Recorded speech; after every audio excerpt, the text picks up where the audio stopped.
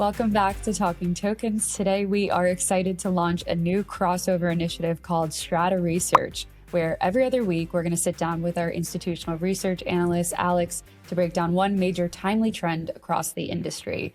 These conversations are meant to be a little more educational, analytical, opinionated, and really focused on helping the institutional and crypto native listeners understand where markets and infrastructure is actually moving today. They're going to be short little series, so not like the typical episodes. But for this first one, we're going to dive into agentic payments with Alex. It is one of the biggest emerging conversations happening right now across AI, stablecoins, infrastructure, and something our audience is very familiar with, as we just had X42 creator Eric Rappel on the show. That said, Alex, welcome on. Hey, good to be here. It's so great to have you. I think I kind of hinted at this in the intro, but agentic payments have become a huge buzzword. Everyone from Coinbase to BlackRock to, honestly, even people outside of crypto are talking about it. So before we kind of get into maybe the implications and the infrastructure side, let's start simple on like what is actually an agentic payment and why did you decide to dive into this as the first edition? Yeah, I think people tend to overcomplicate this a little bit. We keep it simple. Agentic payment, it's any sort of payment transaction that involves an agent. They can be broken down into a few different categories, but typically it's anything from like, booking travel, purchasing inventory, pretty much all of the typical transactions that you would make yourself, but instead of doing it yourself, you're having an agent do it for you. Mm-hmm. Okay, clear. And why did you decide to focus on this? Yeah, it's something I feel like I didn't know a lot about going into this. And I was very curious about agentic payments. I wanted to understand what all the hype is coming from, what the stack looks like. I read a report from Bain a little bit ago that was talking about the future of agentic payments being anywhere from 300 billion to 500 billion in transaction volume by the year 2030. Which from current levels is a long ways away. X42 today does roughly, $10,000 a day. So I was curious how Bain came to that number and what the steps would be to get there. Yeah, I mean, I appreciate that you weren't necessarily like overhyped about this, as many people who, wonderfully come on the show are. I think, some people are realistic that it's very early days, but then to your point, like these current transaction volumes, even if there's tons of them, they're very nominal, right? Mm-hmm. And that's okay because like if we're transacting day to day, like if I go to the supermarket or if I'm, taking the subway or something like that, like these aren't going to be major transactions like, an institution moving hundreds of millions of dollars in funds, right? It's a different category. Mm-hmm. So, yeah, I think maybe on that front, like when it came to Bain's report, what kind of stood out to you there in addition to, what you're talking about with the US e-commerce market right now growing by like 2030? Yeah, I think what was interesting was that it's already here. Mm-hmm. Last year during Black Friday, Salesforce did a study on how much agentic payments are being used currently. And last year, Black Friday, they came to the conclusion that 20 to 30% of all the sales, like internet sales, people were using AI in some fashion to make the transaction, whether that was like doing research or, I guess like searching between different products, finding good price, or even using their agent to make purchases. So it's already here. I think that's something that people don't understand, especially coming from the crypto world. People have this mindset that, agentic payments are still a long ways off. The transaction volumes are very small. It's only focused on micro transactions, which kind of misses a huge market of agentic payments, which is the outside of crypto aspect of it, right? So obviously we have agents that might be sending money back and forth and doing these micro transactions, but there's this whole other sector of users that are interacting with like Claude or ChatGPT that are making transactions as well. Yeah. I think it was interesting how you broke it down that not all agentic payments are the same. And I would 100% agree with that. You kind of broke it down into 3 separate flows if you want to explain that to the audience.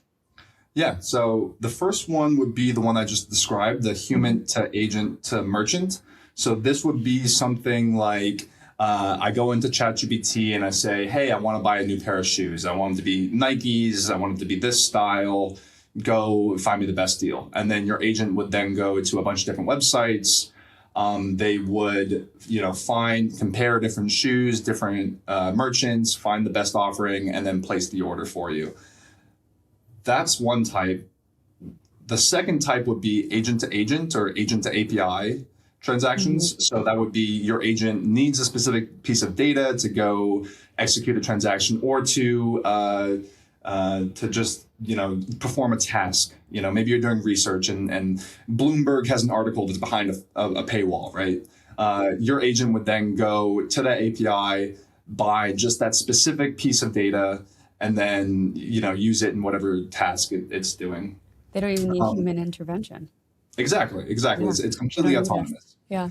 The third flow is more focused towards businesses. So it'd be agent to business counterparty. So let's say you're a business and you have payroll or you're paying vendors.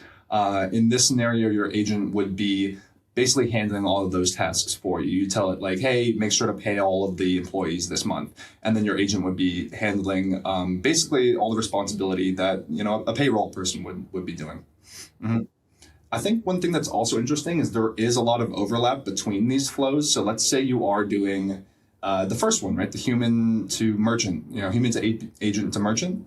There might be an agent to API transaction embedded within that, where the agent needs to do some research and able to complete this transaction. And so is going and paying for, some data from an API and then completing your transaction. So they're not independent. They there is some overlap as well. Mm-hmm. Yeah, that makes sense. So what happens next? What needs to really happen on the back end or even, on the front end where people are watching this and keeping track where it actually can scale?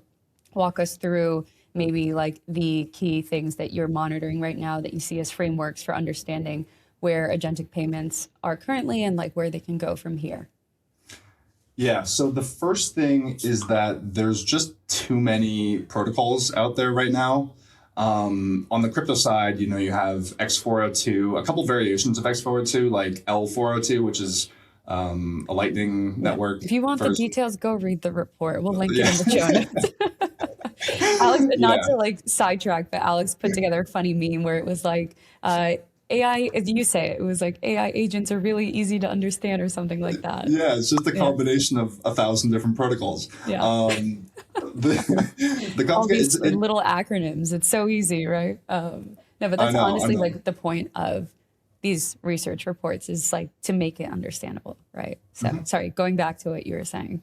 Yeah, no worries. So yeah, there is too many protocols right now. And it gets complicated if you're an agent trying to figure out like which protocol to actually use and send messages back and forth. And then also if you're a merchant, right? I think it could become complicated to decide, do I want to stick with MPP? Do I want to stick with X402? Is there a different layer that can abstract all this away? So I think what we need is either a consolidation where we decide, okay, these 3 or 4 protocols, what we're using, which is kind of like what email did in the past. There used to be, 100 different email messaging layers, and now there's, 3 or 4. Mm-hmm. So we either do that or we have a kind of an abstraction layer that sits on top of these different networks and allows agents to not even think about which protocol they're using to send messages back and forth. So that's one thing. The second thing would be the identity and trust layer. So currently, it's hard to understand, okay, does this agent have the authority to send messages? Who does this agent belong to? Can I trust the agent? I think there's going to be, with all these things, new technology that it opens it up for attacks and hacks and spoofing. Actors, snipers, things like that. Yeah. Exactly. So I think on that front, we do need some better protocols for determining if agents have the authority to make transactions and who they belong to and what the transaction does. There's a few protocols right now that are doing that, like ERC 8004 is helping to identify agents. go read the report again if you want to get a full breakdown on that. Yes.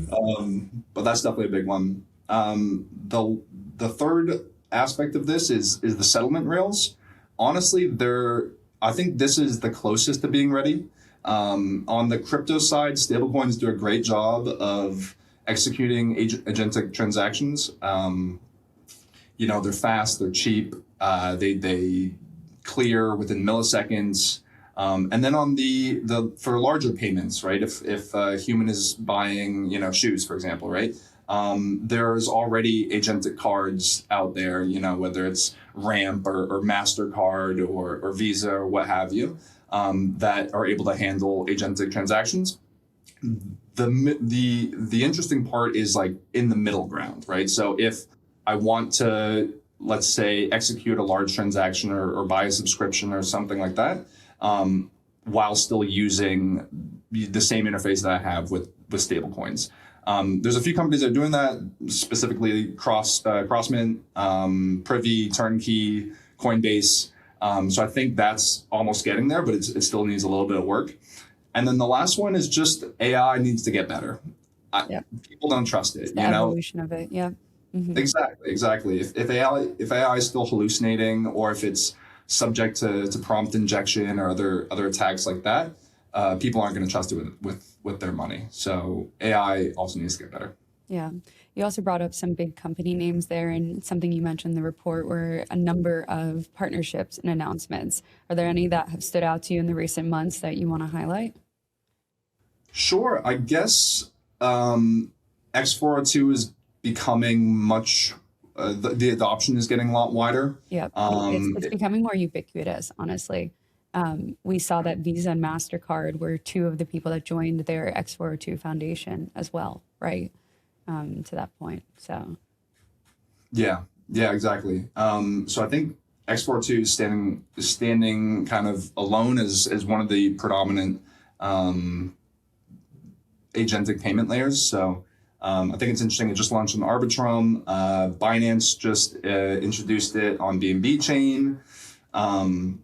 Aside from that, I think just the tooling that is getting put out there is interesting to take a look at. Pretty much every chain out there is building out agentic toolkits.